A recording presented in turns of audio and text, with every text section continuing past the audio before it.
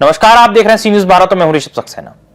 खबर बालोद से है, जहां सुर्रा गुरूर ब्लॉक छत्तीसगढ़ में धान खरीदी का महत्व समझा जाता है, लेकिन सेवा सहकारी समिति मर्यादित सुर्रा शाखा करही बधर में कर्मचारियों की लापरवाही के कारण 15 नवंबर को खरीदी पूरी तरह ठप रही। कई किसान भारी परेशानी झेलते हुए अपने धान को वापस ले जाने को मजबूर हो गए। गुरूर ब्लॉक के ग्राम सुर्रा में सेवा सहकारी समिति सर्रा पंजीयन क्रमांक 228 में धान खरीदी के दौरान गंभीर लापरवाही सामने आई। 15 नवंबर को सहायक प्रबंधक पटवारी की अनुपस्थिति के कारण कई किसानों का धान समर्थन मूल्य पर नहीं खरीदा जा सका। एक किसान का 90 कुंटल का टोकन था, जबकि 7 अन्य किसानों के पास भी वैध टोकन थे, लेकिन तोल की व्यवस्था शुरू न होने के कारण सभी किसान वापस लौटने को मजबूर हुए। बालोद जिला प्रशासन ने शिकायत मिलने पर एसडीएम आर.के. सोनकर ने जांच टीम गठित की है। एसडीएम ने कहा कि दोषी पाए जाने पर उनके खिलाफ सख्त कार्रवाई की जाएगी। इस बयान के बाद किसानों में आशा जगी है कि समिति की अनियमितताओं पर अब प्रभावी कार्रवाई होगी। गुरूर विकासखंड में 22 उपार्जन केंद्रों में से 18 में धान खरीदी प्रारंभ हुई, जबकि 3 सोसाइटी में टोकन कटवाने के बावजूद खरीदी नहीं हो सकी। समिति प्रबंधक और कर्मचारी की गैर जिम्मेदारी के कारण किसानों को अपना धान वापस लेना पड़ा।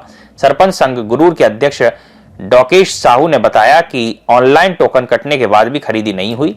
कंप्यूटर ऑपरेटर और तोल करने वाला कर्मचारी अनुपस्थित रहे, जिससे किसानों को दोबारा आवेदन करना भी संभव नहीं हो पाया। सुर्रा सोसाइटी के अध्यक्ष ने कहा कि 15 नवंबर को टोकन काटने वालों सभी किसानों का धान बाद में खरीदा जाएगा। पंचायत सचिव शगनलाल साहू ने बताया कि खरीदी केंद्र में व्यवस्थित व्यवस्था न होने के कारण किसानों को धान वापस लौटाना पड़ा। प्राधिकृत अधिकारी और समिति प्रबंधक ने कहा कि दोषियों से स्पष्टीकरण लिया जा रहा है और भविष्य में ऐसी लापरवाही नहीं होगी। यहाँ जो व्यवस्था होता है सोसाइटी की, और सरकार का निर्देश 1 महीना पहले सोसाइटी में एक व्यवस्थित होना चाहिए, लेकिन यहाँ जो प्रबंधक जो थे और जो तौलक का जो पंजीयन होना है, जो कूपन निकालना था उसका नीलामी 15 तारीख को की है, जिसके वजह से यहाँ पूरा अव्यवस्था आपको दिख रहा होगा। आज 17 तारीख को यहाँ धान खरीदी का चालू किया गया। जो किसान के लिए जो 15 तारीख वाला जो टोकन है, वो किसान तो दुविधा में आ गए हैं कि हमारा धान बिकेगा कि नहीं बिकेगा, क्योंकि ऑनलाइन में टोकन काटा गया है और अब टोकन के लिए जा रहे हैं तो उनका टोकन कट नहीं रहा है। तो ये एक गंभीर मुद्दा है और मैं सरकार से चाहूँगा जो 15 तारीख वाला जो किसान का जो टोकन बचा हुआ है, उसके खरीदी के लिए आप क्या गाइडलाइन करेंगे, क्या जानकारी देंगे, क्या संशोधन करेंगे।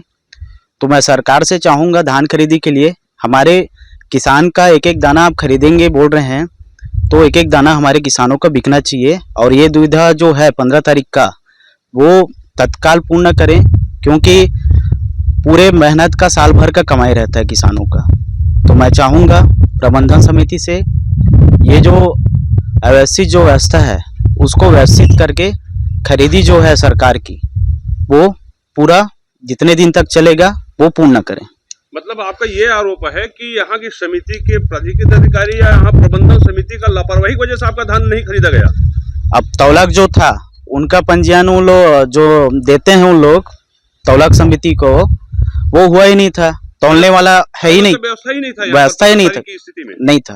का टोकन कटा था 15 तारीख की स्थिति में मेरा जो टोकन है 90 कुंटल 40 किलो का टोकन कटा हुआ था। तो आपका धान जब खरीदी नहीं हुआ, अब क्या करेंगे इस स्थिति में? अब हमारे लिए तो दुविधा का विषय हो गया है कि प्रबंधन समिति क्या करेंगे। 15 तारीख का जो टोकन कटा है और मेरे साथ साथ 8-9 किसान का और है लगभग। आपको क्या आश्वासन दिया गया? अब संशोधन करके खरीदी करेंगे करके बोले हैं, लेकिन जो गाइडलाइन है वो बताएंगे जो यहाँ के जो है प्रबंधन समिति में। नहीं, इस मामले में देखिए ये तो सोसाइटी का मामला है, ग्राम पंचायत का नहीं है।